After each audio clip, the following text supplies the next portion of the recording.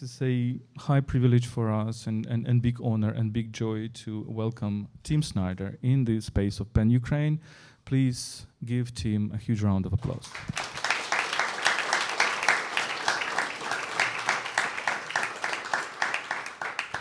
So I would like to start our conversation with the question of freedom, and I know you're writing your new book. I had a little possibility to look into it a little bit, and you're reflecting about freedom for quite a long time. You wrote already a book about this, A Road to Unfreedom, but now this is yet another book. And I remember we met last year in Kyiv, and we discussed it a little bit. And you said to me, and this is also present in this book, that freedom is a value, is a highest value, is maybe a meta value, is a value above other values.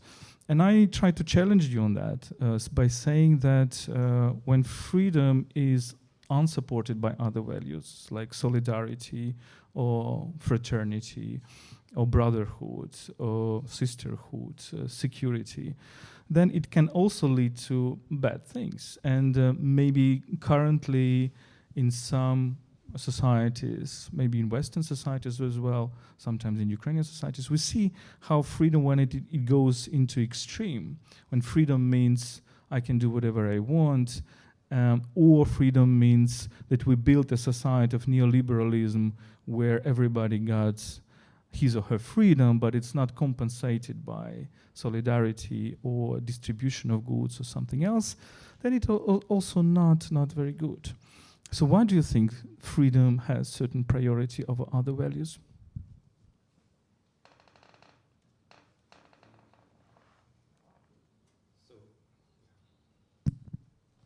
Well, first of all, thank you all for being here. It's a great pleasure to be in Kyiv with you and to have this chance to speak about this book. As Volodya says, this is a book that I'm writing, and my method of writing has been to carry it with me everywhere. And because with the philosophy, it's nice of Volodya to say that I'm becoming a philosopher, but one of the things that I've understood about, maybe not about philosophy, but about philosophers, is that in general they need to talk to other people more than they maybe do usually, and so I've tried to be dialogic about this book, and as Volodya says, we actually spent a good deal of time talking about the same manuscript a year ago. So, turning to the question, I'm starting from the premise that when people use the word freedom in English, they don't really mean anything by it. So we're in a slightly tricky place because we're speaking English now, and Ukrainian has svoboda and volya, and if we were talking about svoboda and volya, we would already be having a different conversation. But my premise is that in the English language, freedom is an essentially empty word, that it's used a great deal. It has a good deal of emotional and political significance, but is essentially undefined. And so where I'm starting is with a definition of freedom, which is a partial answer to this question. So I believe there's a correct answer to the question, what is freedom? And that the correct answer is not doing whatever you want to do or following your impulses. I believe that freedom is a meta value because there are real values in the world. And here I'm not very far from certain tendencies in Ukrainian dissident thought, for example, in the 1970s or 1980s. I'm a moral realist. I think there are real values in the world. I think that honesty, loyalty, generosity are real, maybe not the same way as a rock is real, but no less real than a rock. So I take it that these things are, and we can discuss this, but I'm telling you my priors.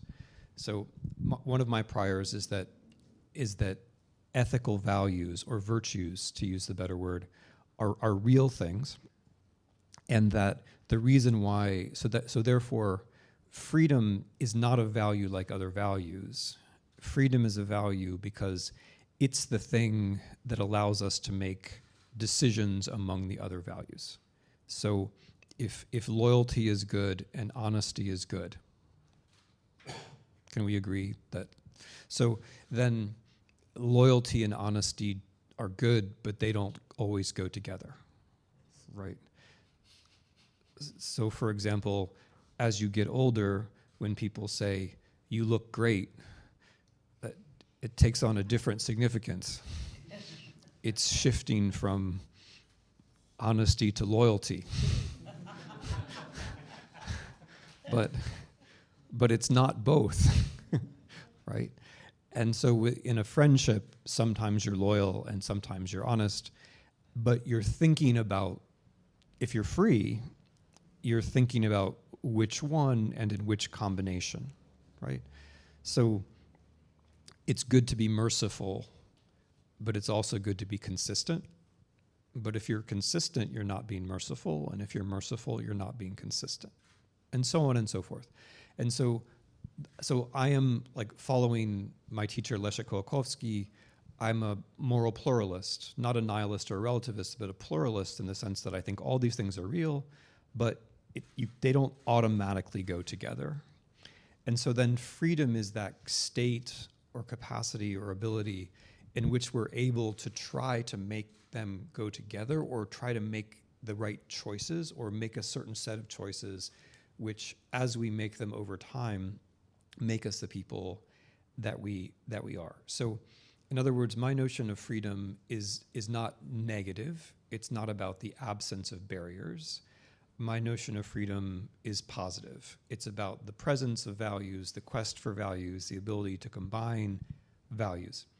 But it's positive then in a second sense. So if freedom is, if you believe in negative freedom, you know, Volodya's question set up a kind of straw man about negative freedom. You know, isn't freedom just doing what you want?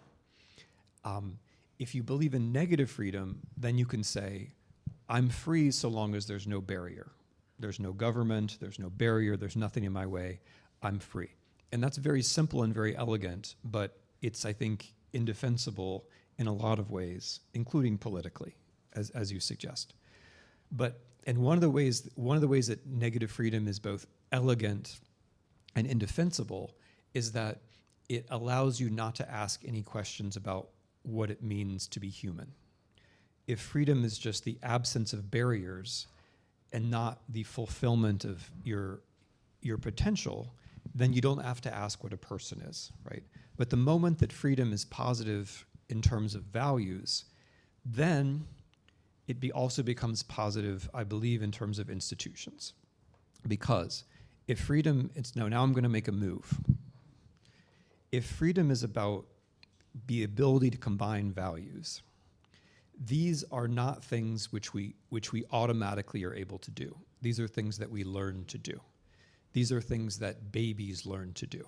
Small children learn to do, and they learn to do them better or worse in different kinds of circumstances.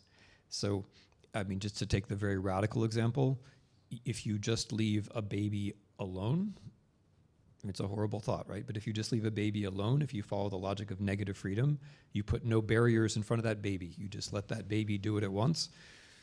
That baby is not, it's not going to survive, but it's not going to become free in any meaningful sense. So if we start from that radical example and we take less radical examples, we can see that to become a kind of creature who can be free, we need help, right? We need structural help. We need the help of other people. And if that's true, that means that in order for us to become free, we need various kinds of structures, which I'll stop the answer now, but in the book, this is the body of the book is about these structures, which I call the forms of freedom. And these forms have names which are very similar to some of the values which Volodya just named. The forms of freedom in the book are sovereignty, unpredictability, mobility, factuality, and solidarity. So I'm agreeing in a way with I'm agreeing with the critique, but I treat it as a critique of the kind of freedom which I'm trying to treat as not really freedom at all. I think you're now going into this line of thought, which is, maybe I'm wrong, but correct me if I'm wrong, which goes back to Erich Fromm, which goes back to Isaiah Berlin, and with their actually juxtaposition between negative freedom and positive freedom. And remembering Erich Fromm, who is saying that it's not enough to be free from, it's very important to be freedom to something, freedom in order to do something, right? And I think this is a very critical, very important point for Ukraine, because Ukraine has a long tradition of kind of an anti-tyrannical culture, anti-tyrannical politics. I would define Ukrainian political culture as essentially anti-tyrannical and republican against the imperial political culture. But that poses for us a question, because sometimes it seems that we are very great at freedom from, but we are not very great at freedom to. But at the same time, if you're going, and this leads me to a question that Isaiah Berlin asked, that if you're going too much with this idea of freedom too, positive freedom, then you end up in thinking that, well, freedom is actually a necessity. Freedom is something that I really feel inside myself.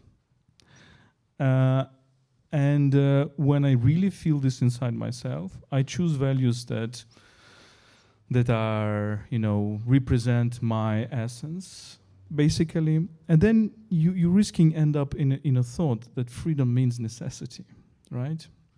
And I remember our Soviet times when we learned this phrase, and our parents learned this phrase, and it's like it's so much deep in the minds of people when they quote a distorted quote of Engels, which means freedom is necessity. Freedom is aware necessity. Свобода – це усвідомлена необхідність. And I think this is horrible, because if people start thinking in that way, that is also kind of it's an Orwellian thought, when you're actually saying that not you, but Engels and Lenin and others, they're saying that peace is war, good is evil, freedom is necessity, etc., etc. So why I'm saying that, I do think that this negative freedom is very important. So without this negative freedom, without this freedom from, we actually don't get freedom to. What do you think?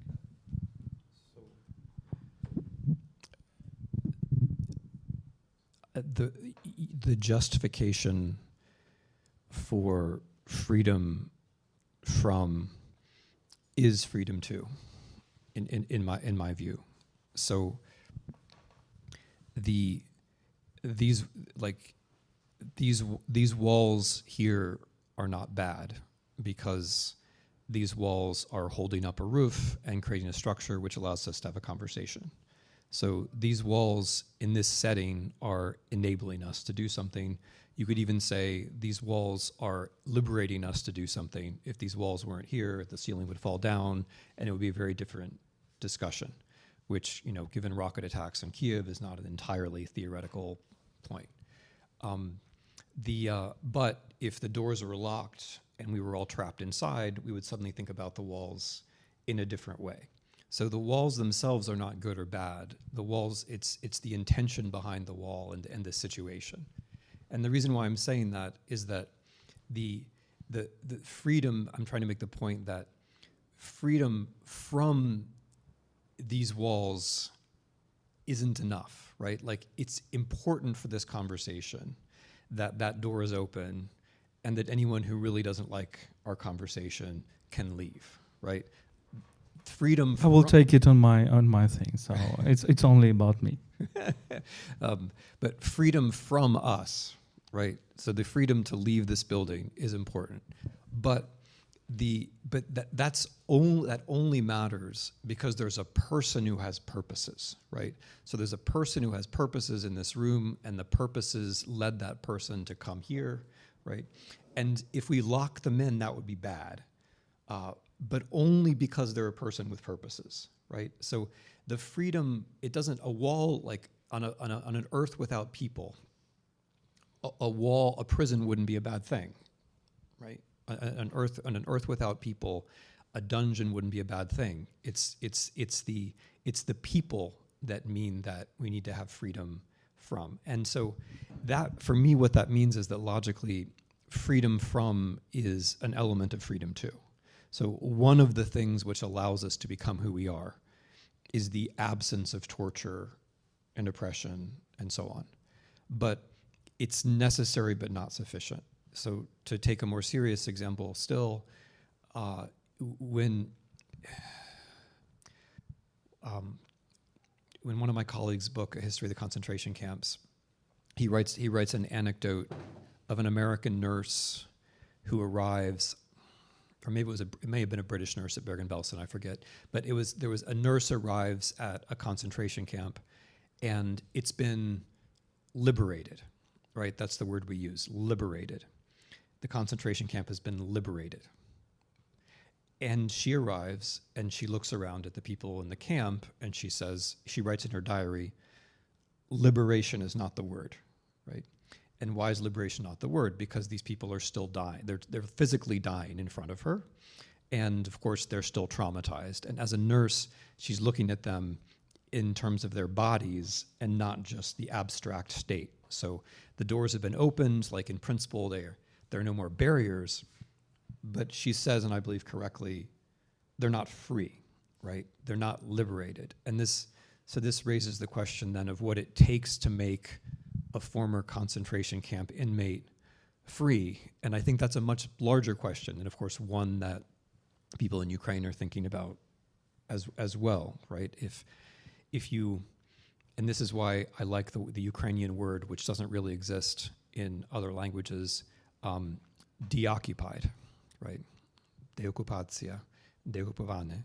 Like, because if you say that, I was thinking about this a year ago when we talked, I think I had already written it in, or was about to, like in Yahidne, where they put all of the population of the village into the school basement and held them.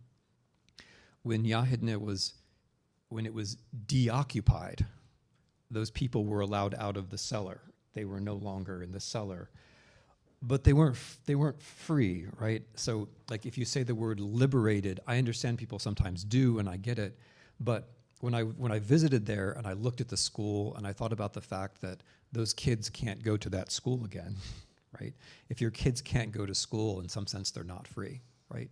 And so I agree that you have to have this thing called negative freedom, but only because positive freedom is the right account of freedom, if you see what I mean. Like we can't have the barriers and the oppression and the torture because we're people.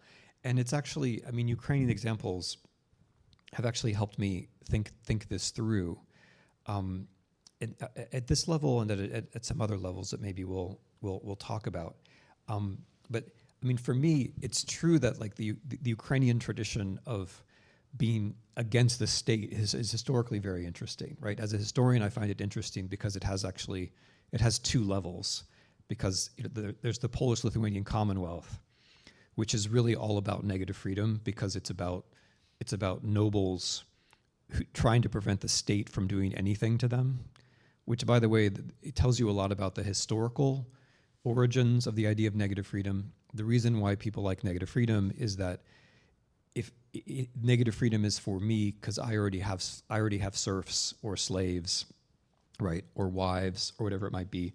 I am oppressing people, and therefore I don't want the state to stop me from doing that, right? So that's basically, with a slight exaggeration, that's basically the Polish, Złota Wolność. Like Czartoryski or Radziwiłł or whatever has 10,000 Ukrainian serfs, and but freedom means that there's no state to stop him owning the serfs, right? Like that's a negative account of freedom. In the United States, it's the same thing, by the way.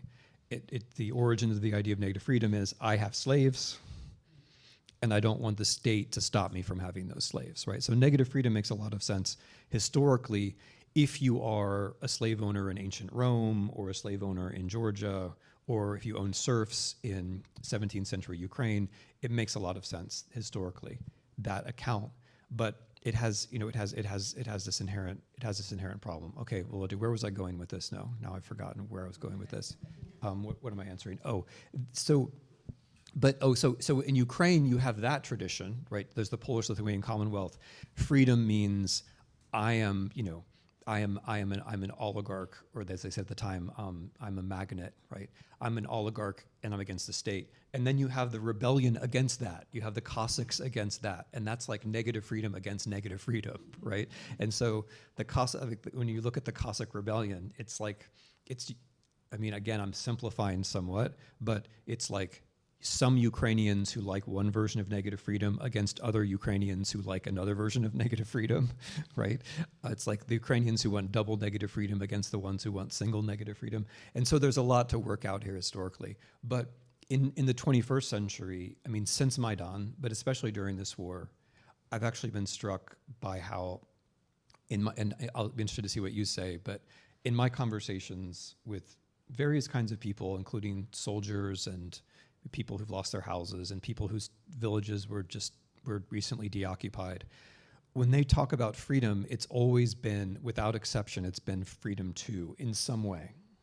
In some way. I have yet to meet anyone who says, like, now that the Russians are gone, I'm free. Like, it's always more like the Russians got in the way of my future or something like that. So so in that sense, Ukraine has been Ukraine has been encouraging me, contemporary Ukraine, to think along these lines.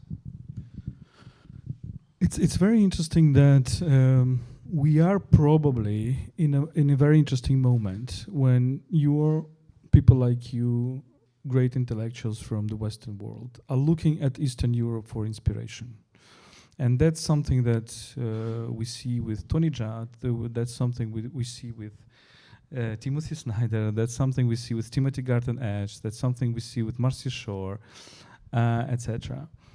And correct me if I'm wrong, but I think that if we look at the way how the post-war, post-Second World War intellectual tradition in the West was developing, it was primarily focused on the idea how to construct a society in which totalitarianism will not be possible. I can read like postmodernism thought of French philosophers from Sartre to Derrida in this way.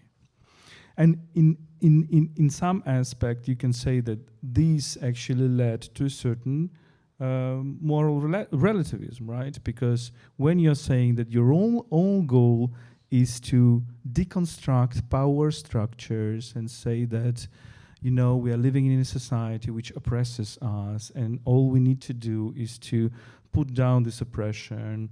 And the more we do, actually, the goal is to have kind of a relativized moral environment when the negative freedom is a key thing, and then you can do whatever you want in literature, in music, in arts, etc. Whereas Eastern European thinkers, starting from Patočka and maybe dissidents, Czechoslovak dissidents, and then Ukrainian dissidents who are really understudied in the West. A few days ago, we were talking about Vasil Stus, right, and the anniversary of his death. So these people were saying exactly what you're saying, that there are values that are real, and I will never go away from this value, right? So it's not like this postmodern culture, okay, I believe in this, but I can also believe in this and this and this, and anything goes. Do you see that inspiration that comes from Eastern Europe? I appreciate that question for many reasons, and one of them is that it allows me to go back and answer some things in your last question, which I didn't answer. I think it's pretty important for me that I'm an East Europeanist for another reason, which refers to your last question, which is that I've spent a lot of time thinking about Marx and Marxism.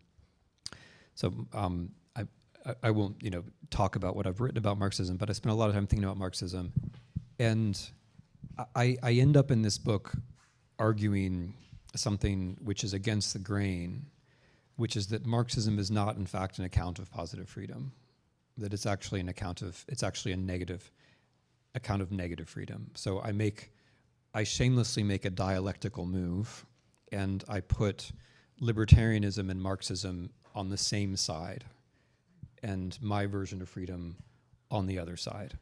And the rationale for that is this, that Marx's view of freedom was something like, we all have an essentially similar human nature. And the problem is that private property has crept into our society, and then we're born into a world in which there was always already private property, and society is structured by ownership and so on and so forth, and that affects everything. But what's the solution? So the solution is remove the private property. I believe that's an essentially negative account of freedom, because Marx is actually quite weak about how we would live if we were free. He is very weak on what are the good things we would do if we were free people, right? His account of what liberation would be is very abstract and general, not plural at all. So I am in my book making the move of saying that the people who say that private property is the solution to everything, and the people who say that private property is the problem with everything, are actually on the same side, and that they're wrong for the same fundamental reason. They're not actually enemies. Dialectically, they're on the same side, and so I make a lot of comparisons, which I'm sure my American readers will find very entertaining, between the late Soviet Union and 21st century United States, as I try to flesh out this comparison. But this is an important point, because in Volodya's last question, the idea was that, like, the problem with positive freedom is that positive freedom means that, you know, you become aware of necessity. And that's true in an account like Marx's, where there's only one bad thing, property, right? But if you're a pluralist, then you believe there are many, many bad things. There are many bad things, not just one, and you can't get rid of all of them. And this is relevant to Isaiah Berlin too. You know, the way that Isaiah Berlin got read was that there was a hard choice to be made between positive freedom and negative freedom, and we had to choose negative freedom because positive freedom in the Marxist version is going to lead to a situation where the state is going to make us all aspire to be the same. But my view is that Marxism is actually negative freedom.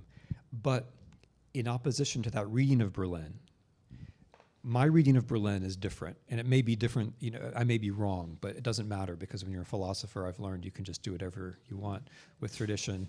But my reading of Berlin is that it's not a tragic situation. Like, your job is not to say, I have to make a tragic choice between one thing and the other. Your job is to say, freedom is positive, and let's try to pack as many good things into that account of freedom as we can.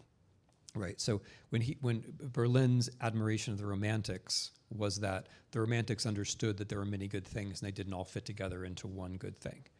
And I'm taking that, and I'm getting close to your question, I'm taking that as a not nihilist view, right? So you can be a nihilist and you can say there are many things, and you know, you can choose that one and I can choose this one.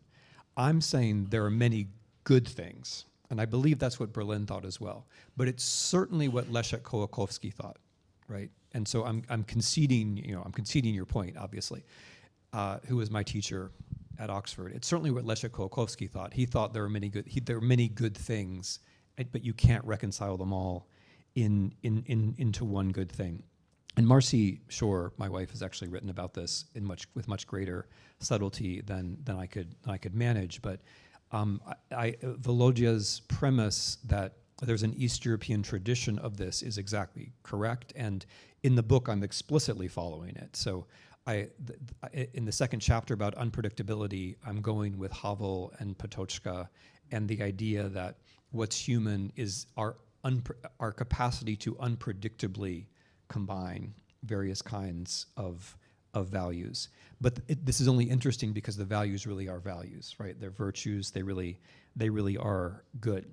And the final point I wanted to make here, while I'm being dialectical, which I will be, is that I think a lot of the way that the postmodernism ends up being is actually a form of negative freedom, right? That if I say, where it ends up leading you is in a kind of like dark libertarian direction, where you say, like, I'm not really sure what's good, so I just want nothing to be in my way. Or you get into a position where you say, I'm uncomfortable in a general way with the world, and the problem is, for example, the patriarchy, right? And I am very sympathetic to many feminist critiques of where we are, but the moment you say the problem is the patriarchy, I think you're in a negative freedom terrain, because then you're imagining that all I have to do is remove one thing, for example, the patriarchy, and then we'll be free because the one bad thing has been taken away, and then the good things will come out. So I'm trying to avoid every single account which says you just have to remove the one thing, and I'm trying to start from the kind of humble, as you say, East European view that there are many good things. They're not all glamorous, right? They're small. They're not necessarily that interesting in and of themselves, but that's where you start. You start with the many good things. That's very interesting, and your idea of plurality of values, because as we discussed last year, it seems that we were kind of going in parallel directions, because this is precisely my reading of ideologies. That I think that ideologies, major European ideologies, liberalism, socialism, nationalism, were born from actually the slogan of French Revolution, freedom, equality, and fraternity, and each of them, by absolutizing one of these values, went very radical. And here we can, therefore, I'm asking this first question, to which you already responded: what if freedom goes radical? But let me just ask the final question, and then I will turn the floor to our guests, because there are so many people and so many, I think, reflections and ideas. What you're describing in 21st century America, you're describing in this book, and you compare with the late Soviet Union, with Brezhnev era, and you call it totalitarianism. So it's totalitarianism which had faith in one value and then was disenchanted, disappointed about this value, right? And then it had no faith in any value at all. Do you think that Ukrainians struggle right now? And you travel to Ukraine, you travel to various places. Now you were in the south. Last year you were in the north. Do you think that it is precisely the Ukrainian struggle is a struggle against Russian nihilism? Because we see Russia as actually having the nihilism as its major ideology, the cult of destruction. But at the same time, it's also kind of an injection of something new and important to the Western world, in which you see this totalitarianism, cynicism, skepticism about everything reigning.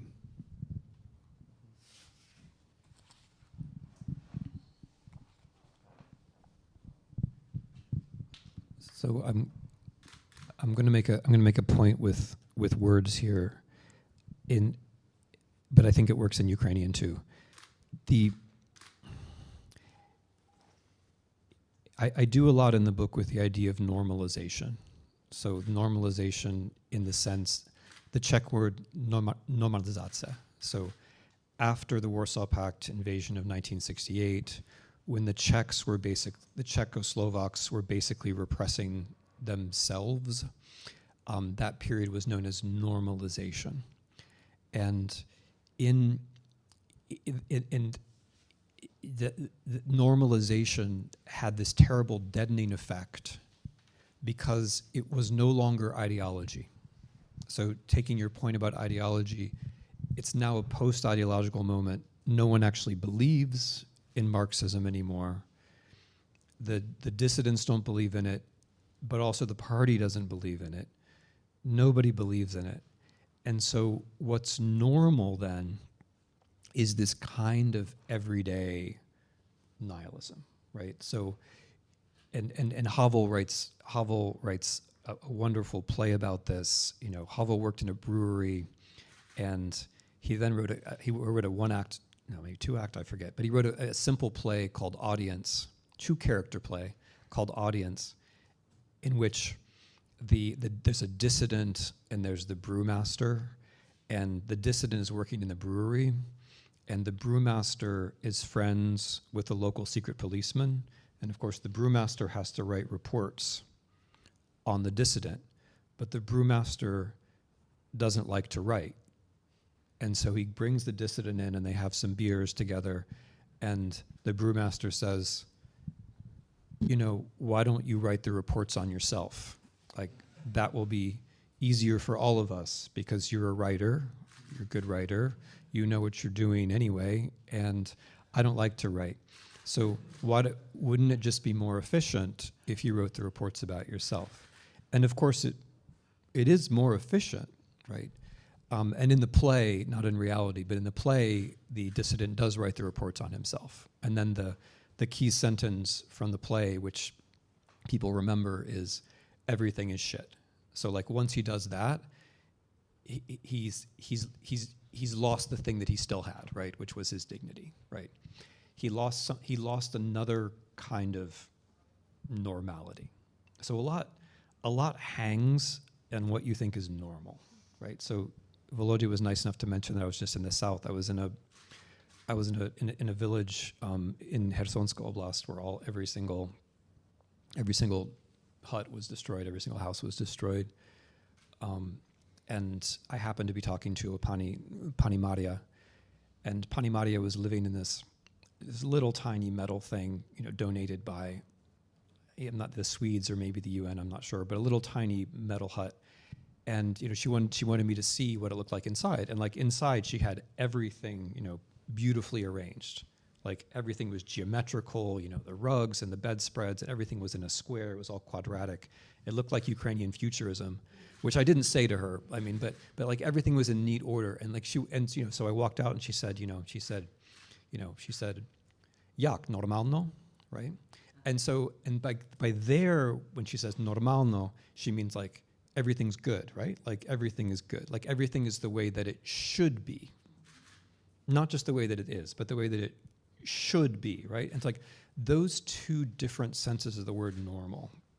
That normal is just the way things are, or that normal is the way that things should be, right? Like a lot hangs on that distinction, right? And so I'm taking that normalization period, or that the late Soviet period, more broadly speaking, as an example of one value becoming no values, and what happens then, where you have this kind of, you know, sociological conformism, where people are alert to power and they're very good at reading signals and changing and adapting, but no one is pretending that what they're adapting to is a norm in the sense of what really should be. It's just a way of being in the world.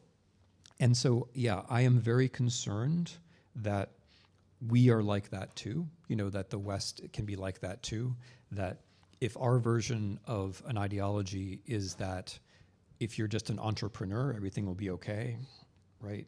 Or if you just believe in freedom in the sense that you talked about at the beginning, like freedom in the negative sense, everything will be okay. If you believe something like that, your value commitment will very quickly become a zero value commitment. And you can see this empirically in, like, if you look at attitudes towards Putin in the United States, where it's the people who are like anything goes, you know, like nothing really matters, it's all about power. They like Putin. You know, it's not that there's an idea there for most of them. It's just like it's the absence of an idea. And then if you look at the Republicans who really don't like Putin, those are the Republicans, you know, who I may disagree with them about their values, but those are the Republicans who have some kind of value commitment. And then for them, it's like clear, okay, this is not the right thing. I mean, one could wish that there were more of them. But for them, it's like it's clear that they don't like the totalitarianism, right? So by totalitarianism, I just mean it's a very simple thing, just going from one value to zero values, which is a kind of historical observation, right? Like what comes after one value is zero values. It could be.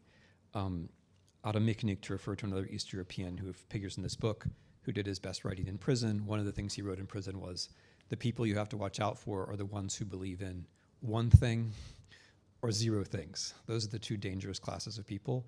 And what I'm trying to observe is that the people who believe in one thing are dangerous when they believe in one thing, and then they're also dangerous when they believe in zero things.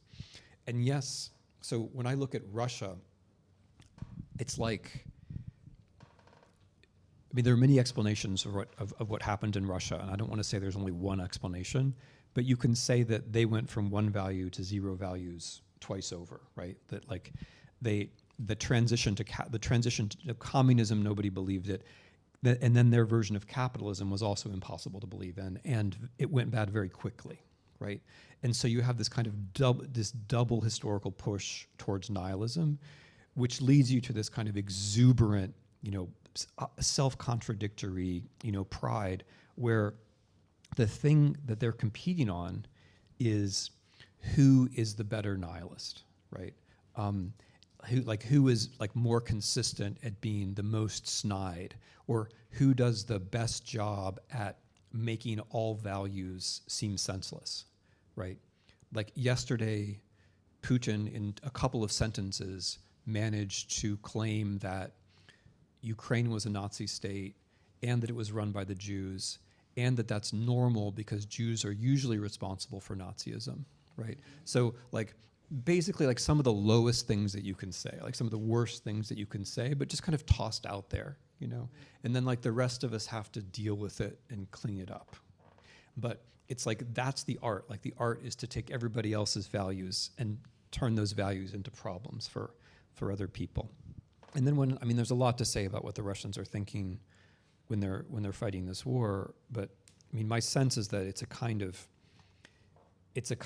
their mode is competitive hopelessness. So like, of course there are no values, of course nothing is true, of course might makes right, but we're better at that than you are, right? We're better at that. We're authentic because we're the ones who accept that there's no truth, no values, right? And they are good at that, many of them. But what's enraging about Ukraine is not accepting the premise. So if the premise is nothing's true, nothing is of value, then my community is better than your community because I say so, right? I mean, there's no truth, there's no value, but my hopelessness is better than yours because it's mine, right? And so that's what I mean by competitive hopelessness. But what if you reject the premise?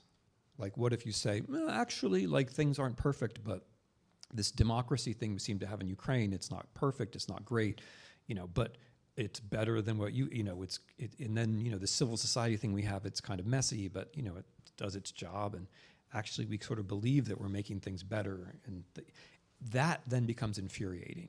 And I mean, there are, of course, other things going on, but at a philosophical level, I think that's not an incorrect portrait of the Russian-Ukrainian confrontation. I think one of the reasons they're furious at you is that you don't accept the premise. You don't accept that it's about competitive hopelessness. And I think, and the thing they want to beat into you is that, like, you should be hopeless. Like, we're going to teach you to be hopeless. And that's when they say, like, you have to learn to love Russia, which seems so crazy. I think that's what they mean, is you have to learn to be hopeless and be one of us in the sense of being hopeless. Thank you for these strong words. So Ukrainian idea is to have a hope despite hopelessness, right? We remember Lesya Ukrainka. So questions, remarks, ideas, please raise your hands and go ahead. Aaron and then Andriy. Thanks so much for taking the time to come to Ukraine. Oh, sorry. My name is Aaron Wenlin. I'm Vice President for International Affairs at the Kyiv School of Economics, and I'm Professor of Public Philosophy at the Kyiv School of Economics as well. So as a philosopher, I'm going to try and have a little dialogue here with you, and maybe apply the criticism you applied to Marx to yourself. Of course, I appreciate that a talk is different than writing Das Kapital or these various books, but you had... I hope so, because he never finished Das Kapital. Yeah, of course, yes.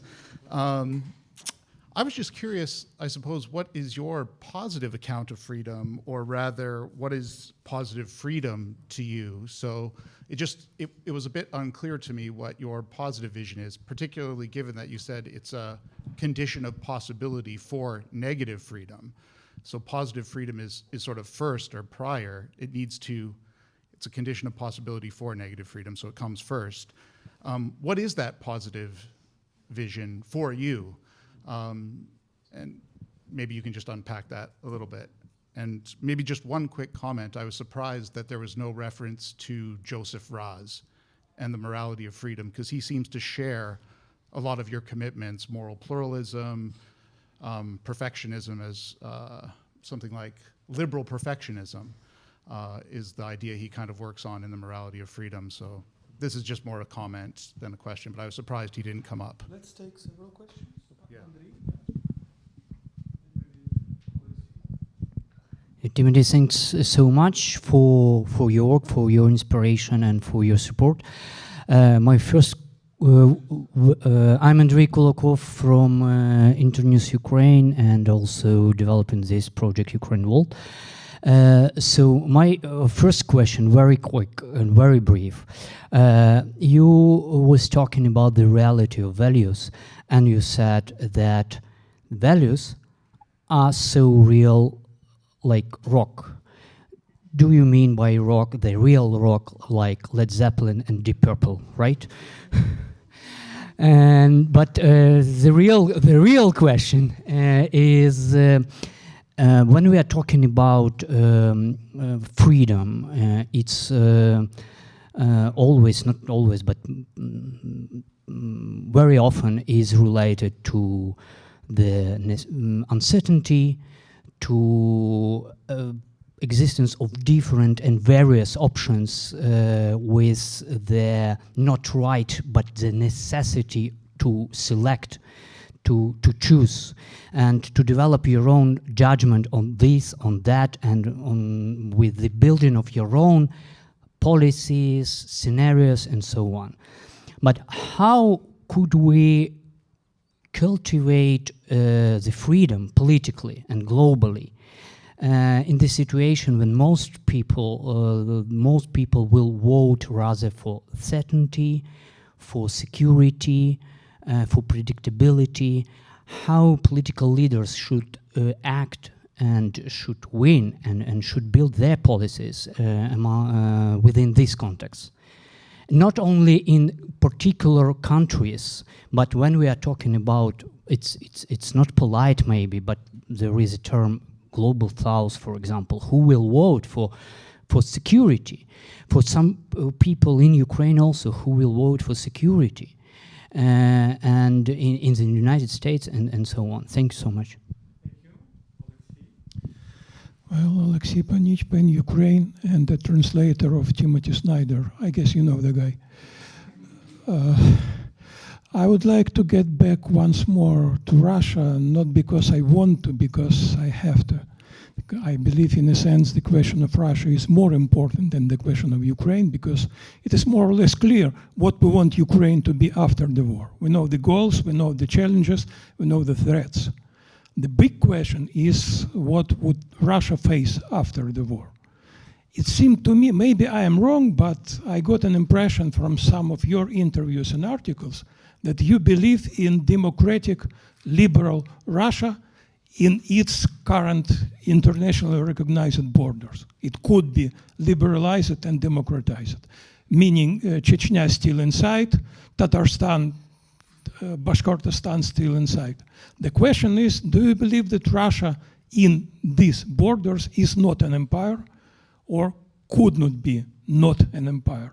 Or to make it, to deimperialize Russia, we have to disintegrate it or help it to disintegrate further?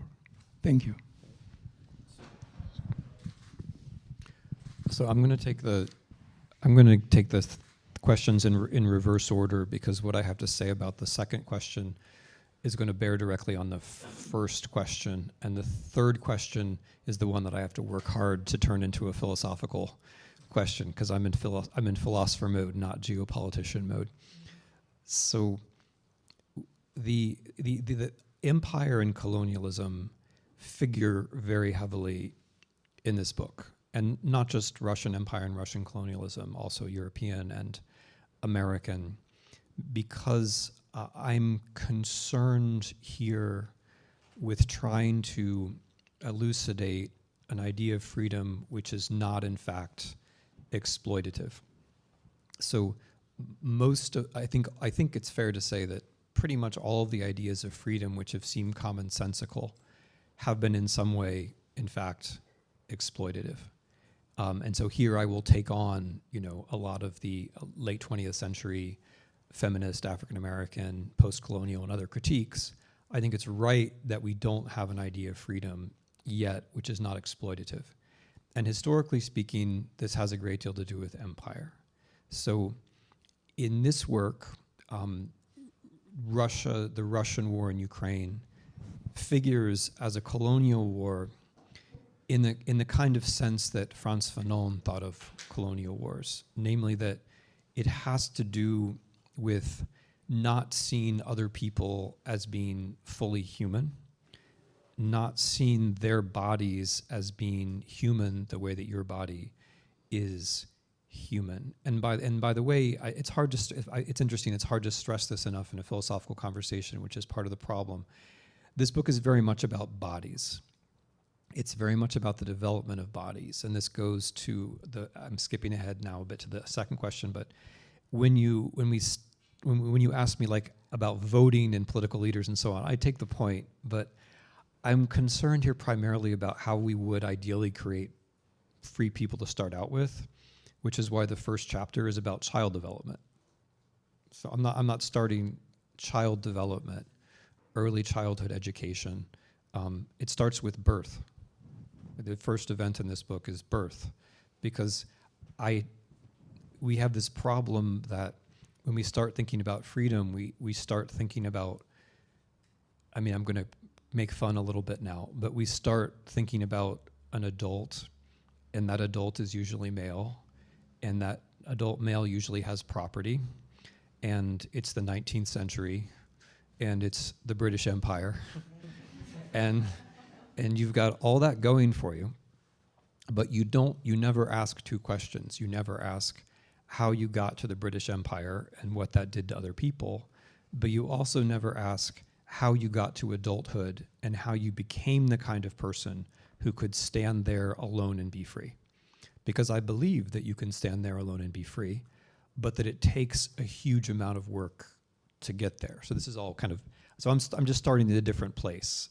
I'm starting with how you would create a free person, and I'm trying to apply 20th and 21st century scientific knowledge about things which may seem to be unrelated, like, for example, childhood development.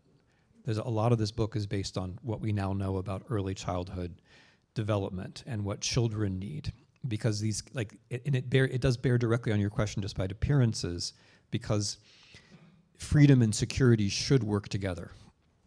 If you can create secure conditions for people when they're very young, it's easier for them to take risks and evaluate risks, right? But if people don't get certain things when they're young, they're much more likely to think of freedom as something you trade for security, which I think logically, by the way, is wrong. I think that's one of the traps. I think freedom and security are actually, they go together 99 times out of 100. It's a very rare situation when they don't go together. And I think the idea that you have to trade freedom for security is basically a con. Generally, freedom and security go together. They generally go together. But that claim is going to make more sense if we start thinking about freedom from the point of view of a body developing and learning and becoming over the course of a life. Anyway, so in an empire or an expanding empire or a colonial empire, again, staying very conceptual about this, I don't see the other people as being fully human, right? And since I don't see them as being fully human, it's very easy for me to fall into a trap where I, the Russian soldier, or I, the Russian citizen, am not really being treated as fully human either. And so to answer your question very briefly, I'm not going to get into like what I think is going to happen to, Ingushetia, or to the Buryats. That's because I just think that's a different seminar. But what I do think is that Russia really has to lose. If like all you care about is the people inside the Russian Federation, and we forget about everything else, Ukrainians, the rule of law, stopping a war in China, these are all very important things. But even if we don't care about those things, and all we care about is citizens of the Russian Federation, what we would wish for them is decisive defeat. And the reason why that's true, now this is all in Road to Unfreedom, which Volodya kindly mentioned, but the way that European colonial empires do become something better is by losing wars, right? And that's true of all of them, or almost all. And the nice thing about it is that they forget it after it happens. So, the British, like if you look at the whole European Union story, the European Union story is about how, unlike how many European Union citizens have I got here? I've got some Italians. Yeah. I mean, the whole European Union story is, unlike the Americans, we know that war is bad, and therefore we traded coal and steel, and therefore, we, this, that, the other thing, which is complete nonsense, right? European empires kept fighting imperial wars until they lost them. And then, like illustrious in Ethiopia, also in Stalingrad, tens of thousands of Italians died at Stalingrad, as everybody forgets. But, the Germans lost theirs over Ukraine, the Dutch lost theirs in Indonesia right after the Second World War, the French in Southeast Asia and Algeria. And then once they lose their imperial war, then they make, as they, famously de Gaulle, then you make the choice for Europe, right?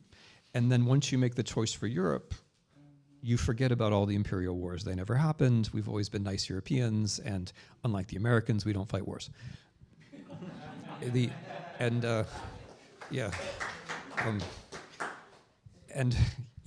So I don't say that's. I mean, I believe the European Union is a beautiful thing. It lacks a certain amount of self-awareness, and the self-awareness it lacks is a problem in the Russo-Ukrainian war. Because if you follow the line of reasoning which I just gave, then if you're a European, you think, oh, it's natural that Russia's fighting a war. It's not surprising. We all did this too, until quite recently. And it would be good if they lost. Not only for Ukraine and for us, but for them, right?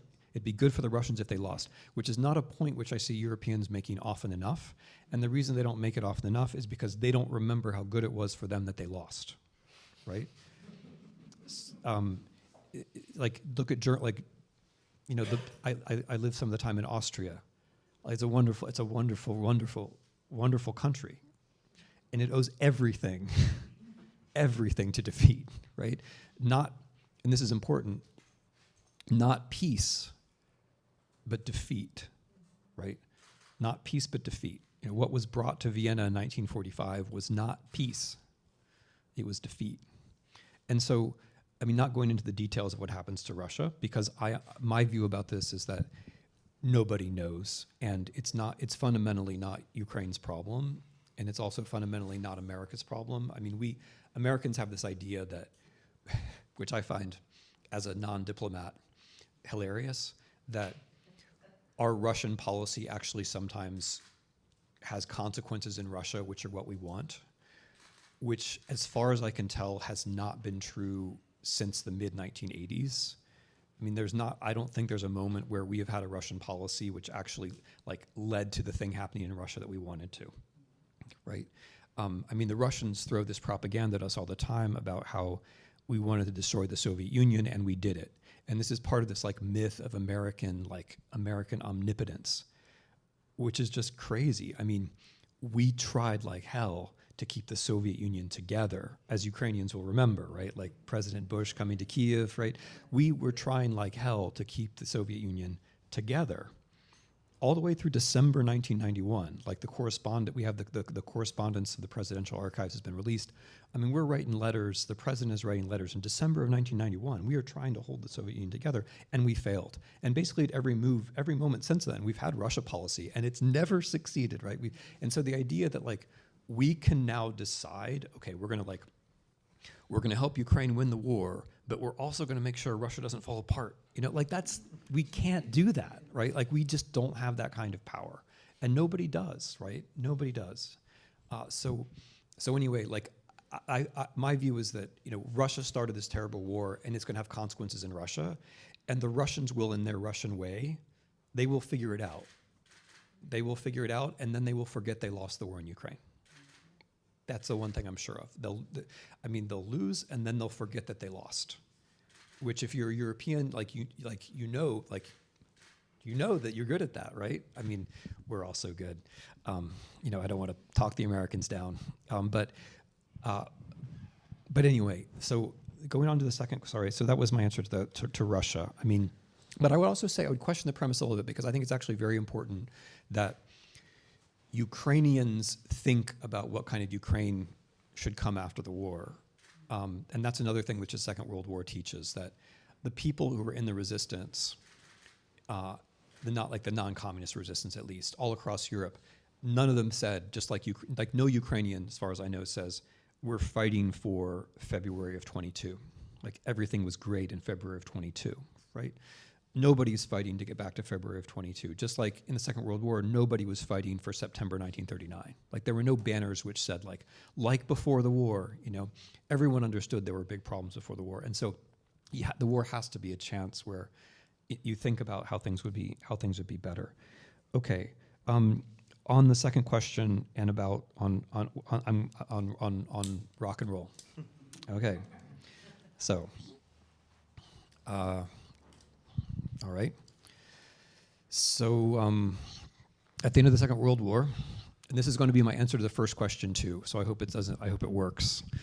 At the end of the Second World War, the Soviets win, but there's no legal settlement. After the invasion of Prague, after the invasion of Czechoslovakia in 1968, one of Brezhnev's preoccupations, and this goes with the general scheme of normalization, was that he wanted legal affirmation of the post-war settlement. He wanted the Americans, the Europeans, to accept the 1945 settlement.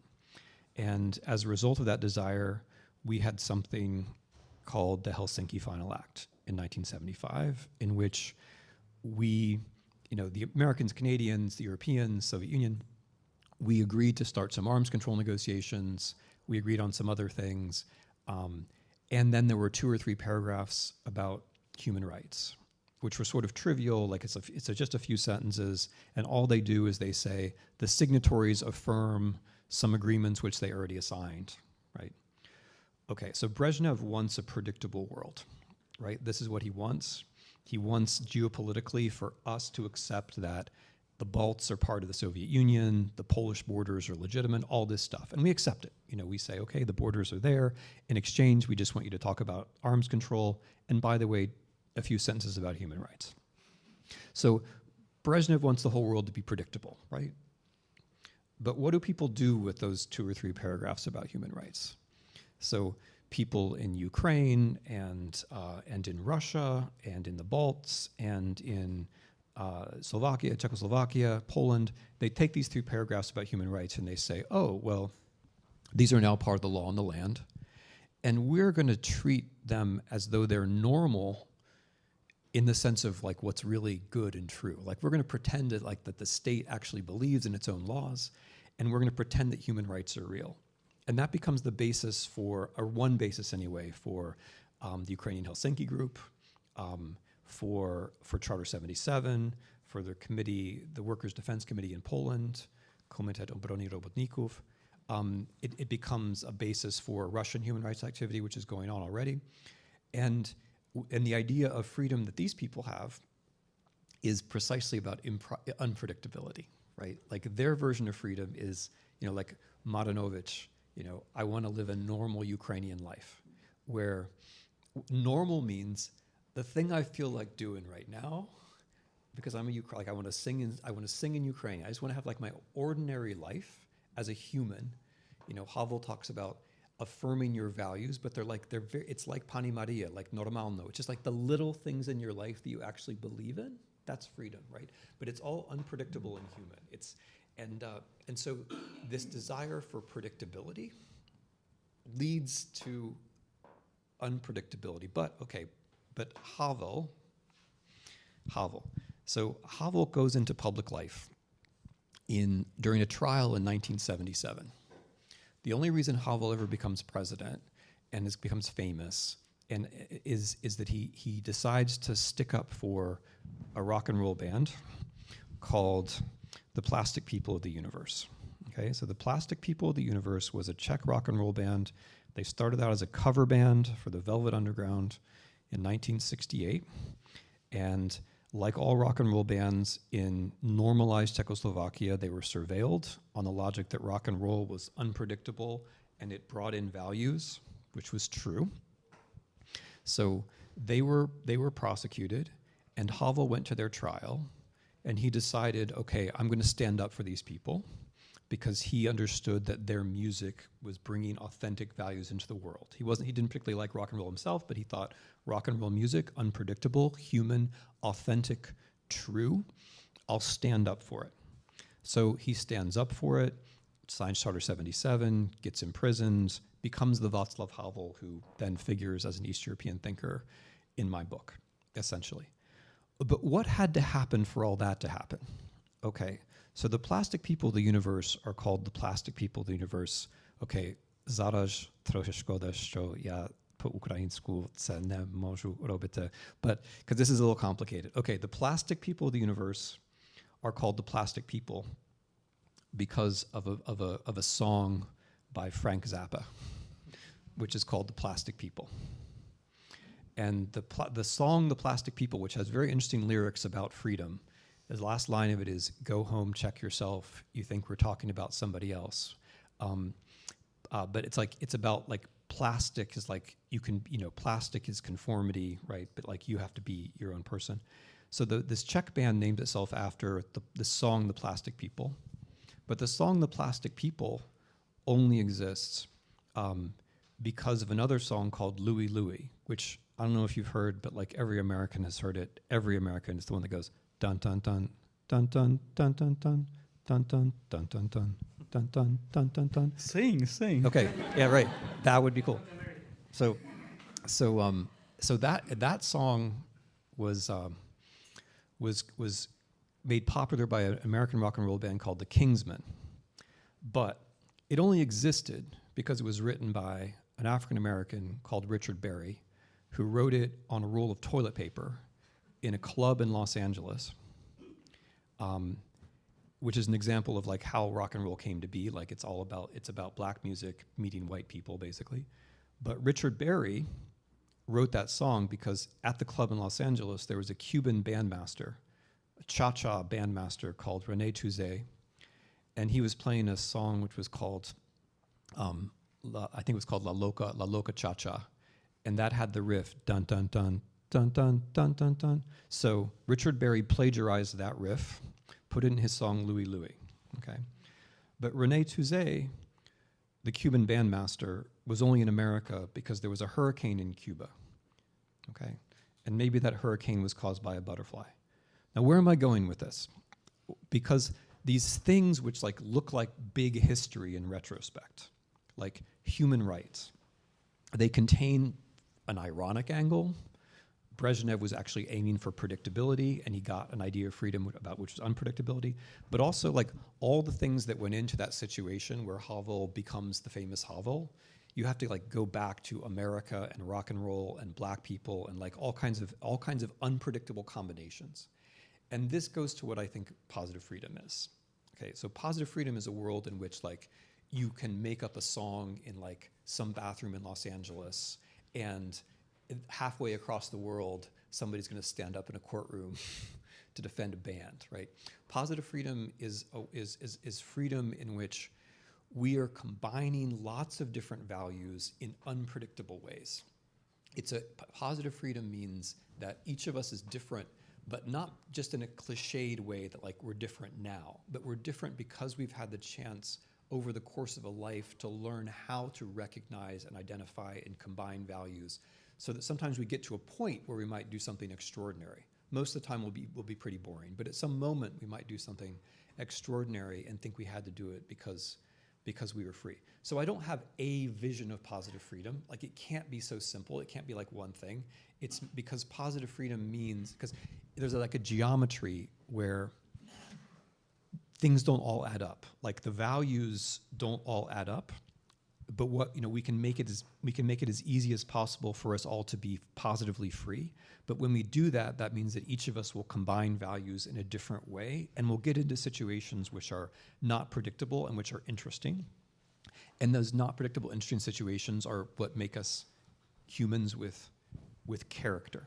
Now, obviously, so another thing that Havel was obsessed with was the coming of the computer and the politics which would make a digitalized politics which would make us predictable.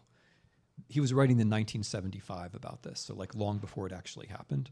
But this has now happened, and one of the things that I'm working against with is the digitalization of everything, and the fact that we are in fact living, in a big machine, the internet, which is aimed at making us predictable. So, as my colleague Daniel Markovits at Yale, who's a great thinker, pointed out when I was working on this project a few years ago, traditionally the central category of freedom has been rationality.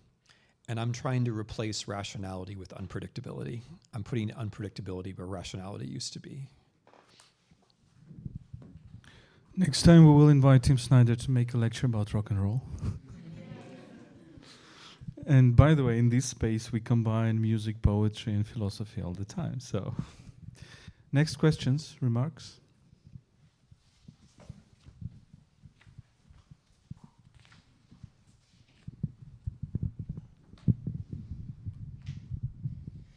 Good evening. My name is Laren Pavlyuk. I'm a writer, and also now I'm an officer of Ukrainian army. And my question is, I feel like we have like sort of discussion with some people in Western society whether this war is so-called war of Putin, or whether all the Russians are responsible for what's going on. And I feel like most Ukrainians think that Russians are responsible, those who actively support this war, and even those who passively support it, and especially those who take part in the war.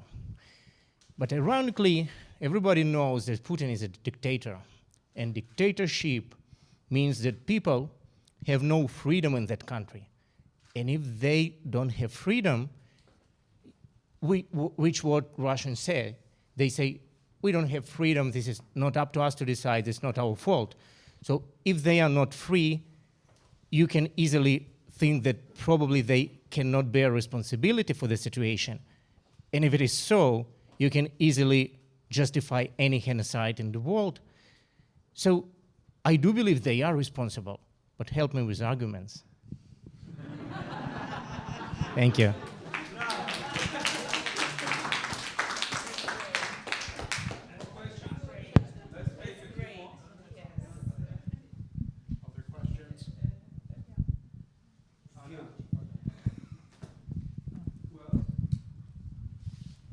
Alia Chandra, Editor-in-Chief, Euromaidan Press. Thank you for everything that you do for Ukraine. So you said that freedom is the ultimate value where all other values can flourish. And in Ukraine, we feel like the territory of freedom has been expanding, especially since Euromaidan. Freedom is also a great value for most Ukrainians now. It hasn't always been this way, but it has come to be this way recently. But we see that in other societies. In Russia, freedom is not the ultimate value. And most people are okay with being unfree and supporting a dictator. And somehow there is not this value. And in your book on tyranny, you also stress that there may come a point in democracy where freedom stops being the ultimate value and democracy starts to decline. So I would like to ask, what happens in societies for freedom to start becoming the ultimate value, and what happens in societies where it doesn't become that value, where people do not uphold the necessity of freedom?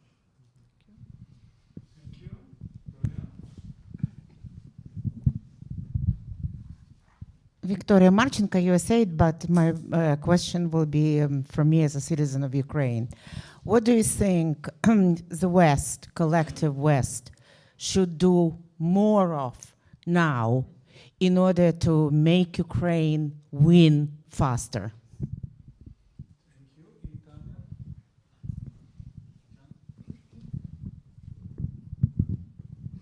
Tetiana Filevska, Creative Director of the Ukrainian Institute. You're saying unpredictable, but you don't say spontaneous. Is it different? How is it different? And for me, spontaneous means creative, and this is how it's connected to the essence of humankind. So just develop on this. I have philosophical education, so I'm also in the mood.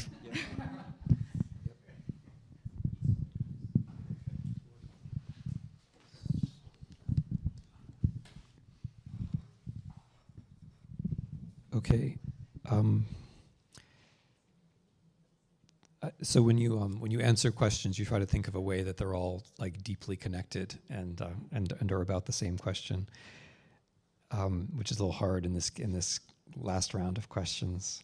There's a common element though that I'm going to mention before I try to answer them specifically, which is the body. So again, I've had a hard time. In the book, it's easier, but I find it's interesting that in a philosophical conversation, it's kind of hard to get to the body and how important the body is. In like the things that allow us to be spontaneous all have to do with things that we've done before with our bodies. So like we can be spontaneous, but it doesn't come out of nowhere. It comes out of practices and like the various things that we learn how to do. Maybe ironically, but like those things allow us to make these jumps into spontaneity. The four thinkers who are the most important in this book are the five are Frantz Fanon, who I mentioned, and then Leszek Kolakowski and Václav Havel, who have come up, and then two who I haven't mentioned, but Simone Weil and Edith Stein. And Edith Stein made the very important point that she said the creation of capacity belongs to freedom. So like we can only do the things that we know how to do.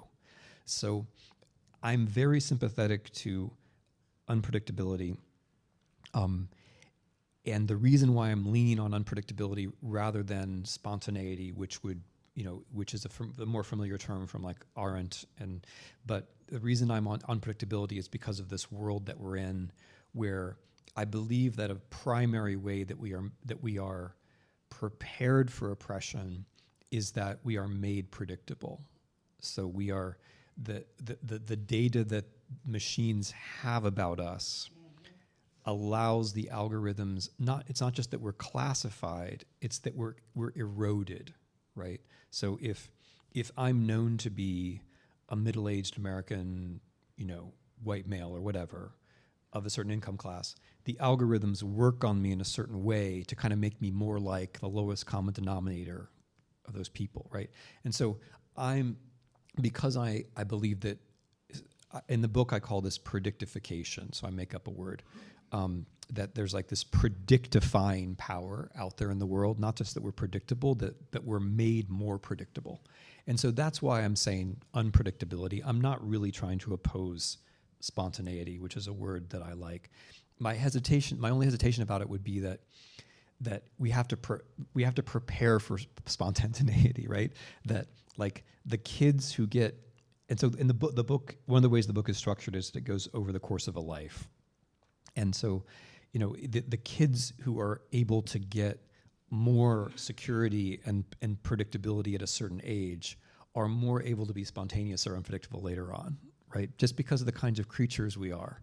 And so if we care about unpredictability or spontaneity, then we have to build in certain things earlier on, which is like why a lot of my freedom talk in this book is actually about small children for this reason, and birth for that matter, and the conditions around birth. But there's no really strong reason why I'm not talking about spontaneity.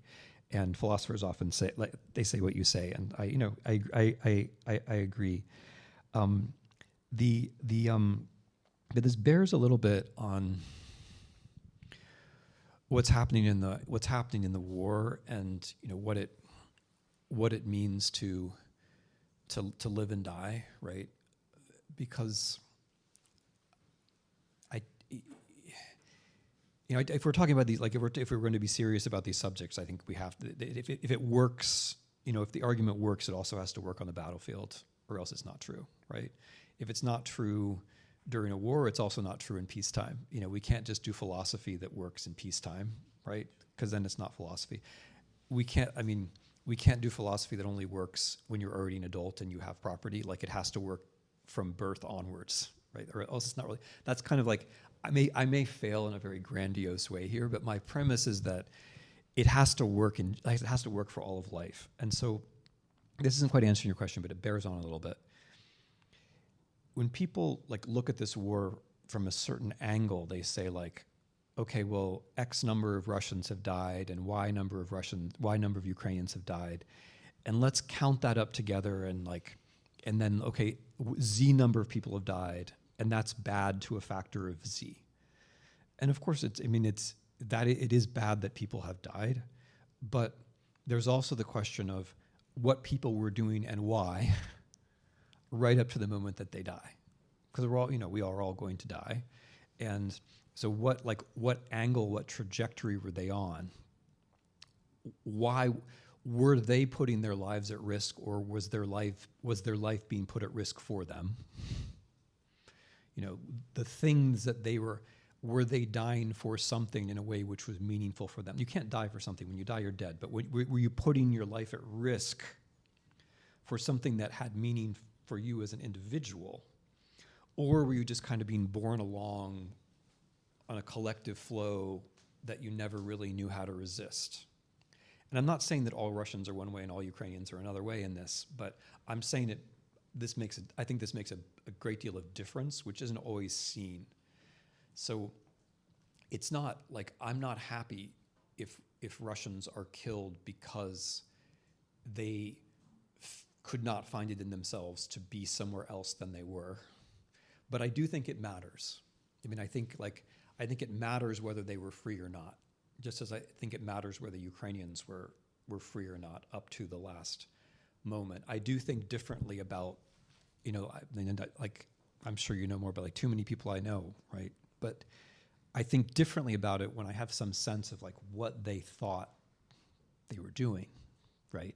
When I have some sense that yeah, they were in this and they didn't choose the war, they didn't choose the overall situation, but they had some sense. And I think differently about it when it's a situation of irresponsibility, where, or total irresponsibility, where the premise is we can't do anything about it. So in your question, there's this tricky relationship between an absolute situation and an empirical situation, because it's never the case that we bear zero responsibility, right? There's always a little bit of responsibility. And when you confuse, you're not doing this, but I think the error is one confuses a situation where empirically there isn't that much room for choice with the absolute situation of no responsibility.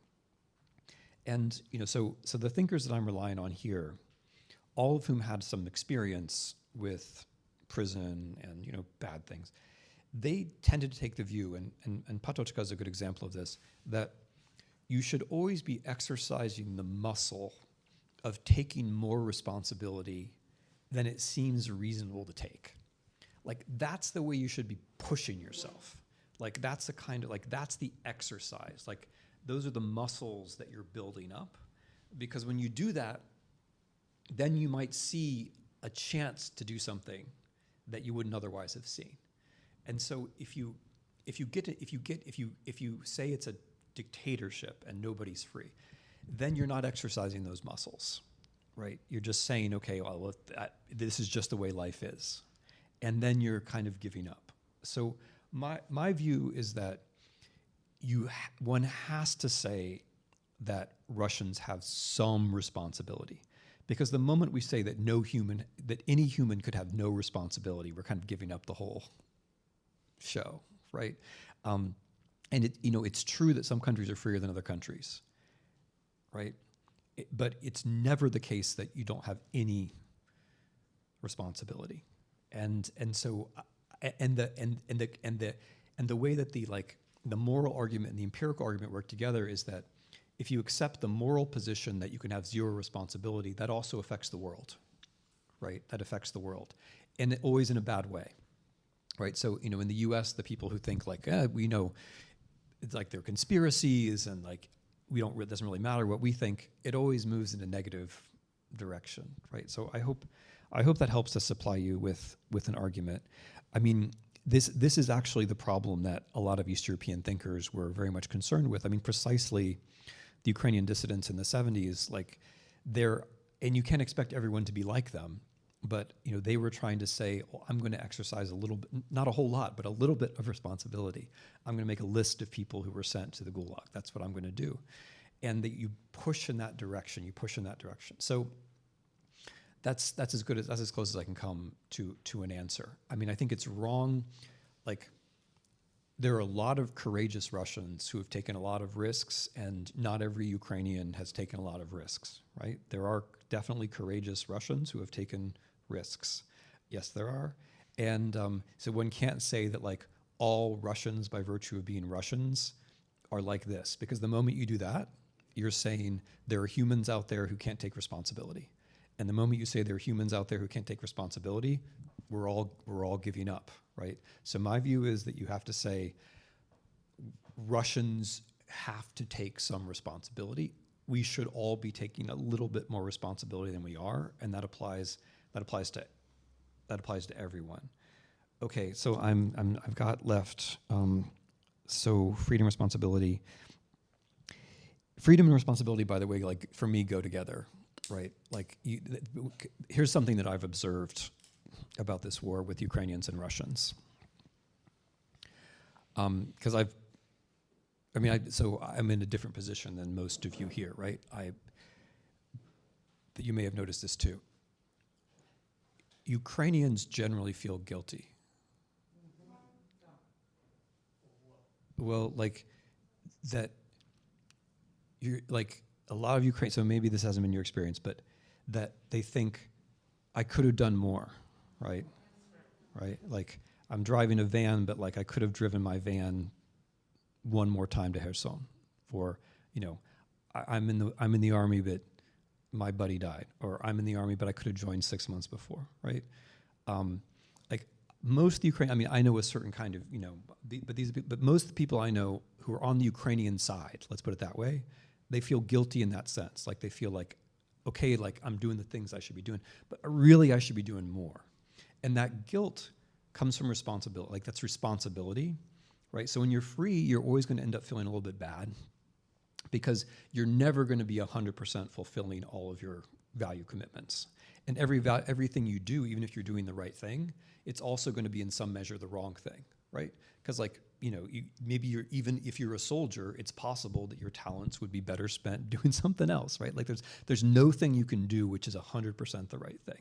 And what I've noticed in this war, just as an observation, is that Ukrainians tend to feel guilty in this sense. Like, I could be doing something. I could be doing more. And like, I know some Ukrainians who are doing amazing, amazing things. And the ones who are doing amazing, amazing things, like they tell me like they feel bad about this. So this is what I mean. Whereas on the Russian side, and on the people who are on the Russian side,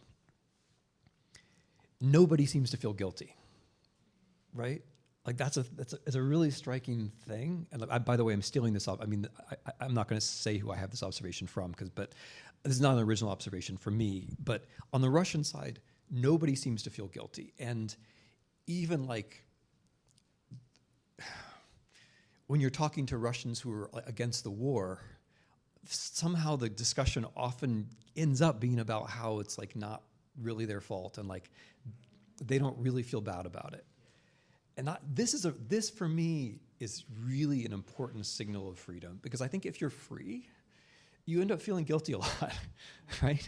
Because responsibility and freedom go together. Because if you're free, like there are a bunch of good things I could be doing. I really believe they're good things. No matter what I'm doing, I haven't done them all, right? Whereas if you're not free, if you think like, well, it's like all part of some larger conspiracy and like, or it's all part of some larger structure, why do I feel bad? Why should I ever feel bad in that situation? And so one of the weird things about this war, and I'm waiting for somebody to write this up because I'm not the first person to say this, other people have observed this, but one of the weird things about this war is like you talk to Ukrainians and like they're always feeling bad about the things they could be doing, and you talk to Russians and they're like, but even like the ones who understand everything, somehow you end up with a statement about how like they don't really feel bad. they don't really feel bad.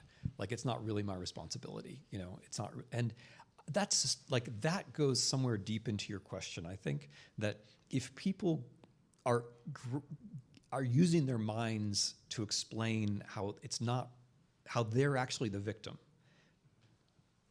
right? If they're using their minds to say how, like, they're not bearing responsibility because they're the victim. I mean, people are in fact victims. I mean, all kinds of ways.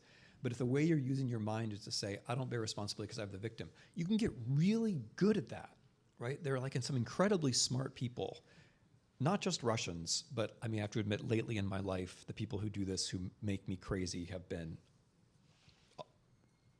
often Russians lately, but, like, who are very smart, and but they find a way to, like, tell the story in such a way that, like, magically at the end, they're the victim, and you have to be, and so it has to do with, like, habits of mind, and it goes back to, like, my, like, the kind of love, the way I love spontaneity is that I want to love it from a distance, you know. I want to think about all the things that you have to do to be spontaneous, right? Like, you make a good decision to do a good thing, but it's partly because the habits of mind where you think, like, okay, I'm like, if I do this, then I won't be doing that. That, you know, like, the habit of, like, trying to take responsibility is really deeply connected to freedom. And so I'm not, it's like, this isn't exactly an answer to your question, but I think it bears on it in some important way. Like, the people who feel bad when they're doing good things are the free people. And the people who feel okay about themselves, even when they're doing nothing, or they're doing bad things, like, they're not free. And that's not a standard account of freedom. Like, it goes back to the negative, because you could say, like, the people who have no conscience, they're free, right? But for me, that's like negative freedom all over again. You know, like, it's you rip out the conscience, and then you're free. Okay, I'm dodging somebody's question. Who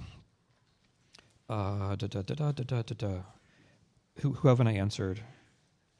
It's Ala's question Weapons. about Weapons.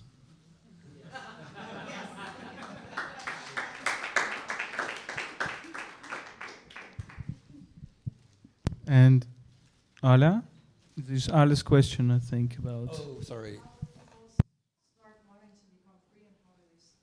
Yeah. So it's been fun to be a philosopher, because it goes, oh, and this is about Raz. So I have to confess, I haven't read Joseph Raz in like 25 years. And I read a little bit of Joseph Raz because my friend and colleague Daniel Markovitz's dissertation was partly about Joseph Raz. And so when I was reading his dissertation, I went and read some of his references to Raz. I am not, like, my philosophical education is sort of spotty and all over the place, you know, and, like, the tradition that I'm working in here, as you figured out, is a kind of sinuous East European one, and I'm mostly resisting the Anglo-Saxons, or, like, riffing off of them. But there's certainly parts of the Anglo-Saxon tradition that I could be paying more attention to. And I remember really admiring Raz, so I'm going to go back and, like, I remember, like, thinking he was sort of the best of the people I was reading. So I'm going to. He seems to share your premises. So in that case, I got to go back, because then, like, all the reviews are going to be like, Snyder didn't cite Joseph Raz, and, like, obviously. So I'm going to. I'll thank you. I'm going to make sure to have a look. But one of the nice things about being a philosopher, like, when you're not really a philosopher, is that you can say, like, I believe some things are right and wrong, right? So, like, I'm actually trying to give a correct account of freedom, and so I can say that I think that the reason people end up being unfree is because they're working off bad ideas. So, I mean, I believe that the discussion that Volodya and I are having is not just a principled discussion, it's also a politically causal discussion. That I really do believe that a lot of the reasons we're not free is that we are working with the wrong ideas. And you can have then, and I would agree with it as a historian, you could have then a discussion about, like, what historical structures lead people to the wrong ideas, or you can even have a genealogical discussion about where the ideas come from. But I think the wrong ideas have causal force. So with, like, the book is about America mainly, and I think it has causal force that Americans think that freedom is negative.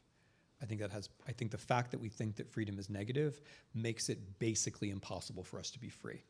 Because if you believe that freedom is negative, then you will ignore or defy or oppose a lot of the structures that you actually need to become a free society. Now, was that your question, or is there something about it that I've missed? Ukrainians suddenly started wanting to be free over the course of 10 Yeah. years, so why did that happen? Yeah, okay, right. I think that's an empirical question, but I think there's okay, then I'll try to be more of a historian then. So it's I didn't answer the question about the rocks because I had my cool riff about rock and roll, which was kind of meant, to show how values are both real but also communicable in an unpredictable way. So I think that stories like this have the historical story that I would tell would have to do with successful resistance against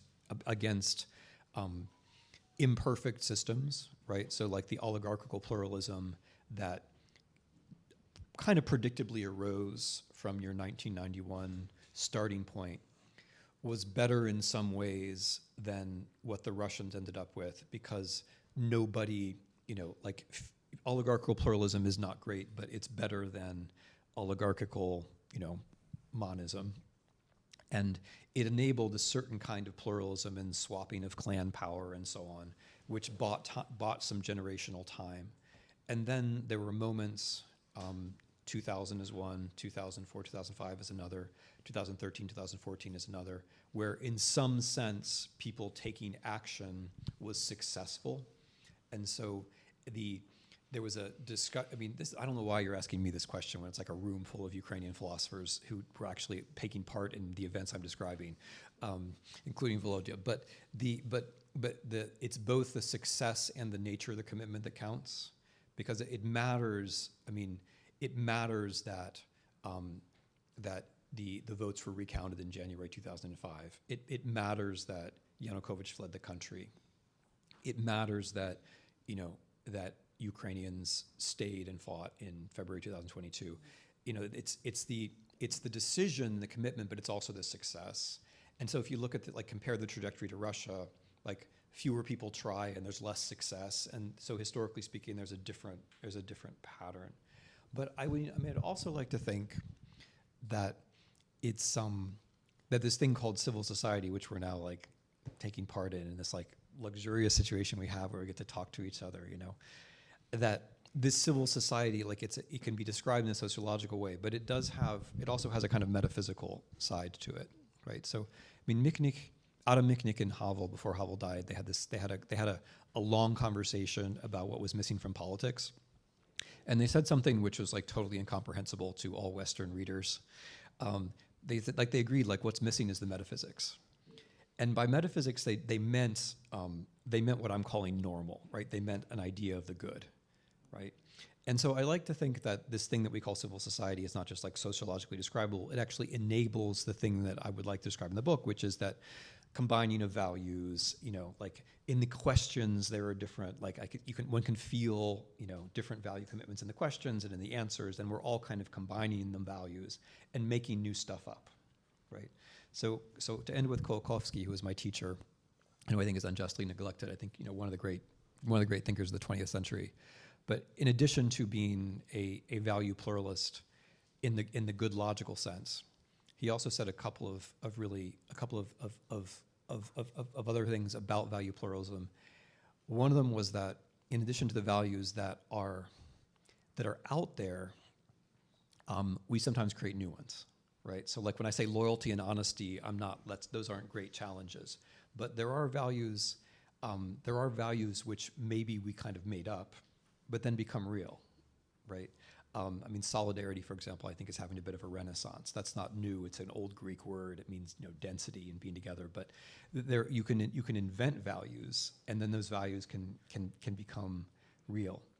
And the other thing, and this kind of bears a little bit on the war. I don't want to make it sound too dramatic or sentimental, but the other thing Kolakowski said, which is kind of interesting, is that he said one of the situations in which we create new values is when we do something good that no one could reasonably have asked us to do.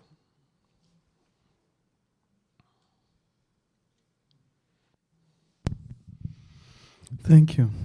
Thank you for this incredible talk.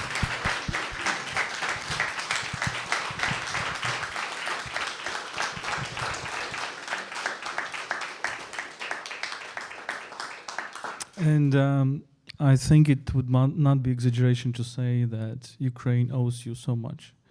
And that thank you for all you're doing for Ukraine. I really join Ara's words here. So please thank Tim for this as well.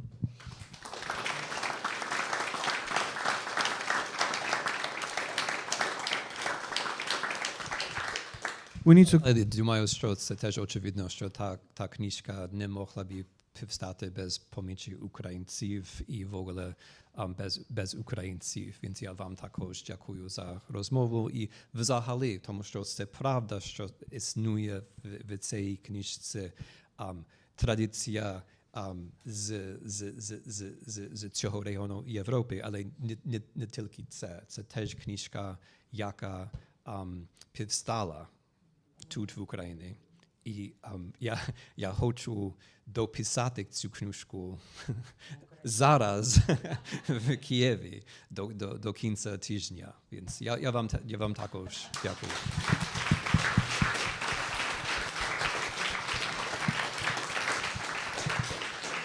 So we conclude on this, and with this conversation, we kind of start a new type of events at PEN Ukraine and UkraineWorld, which I would call kind of a reflection club.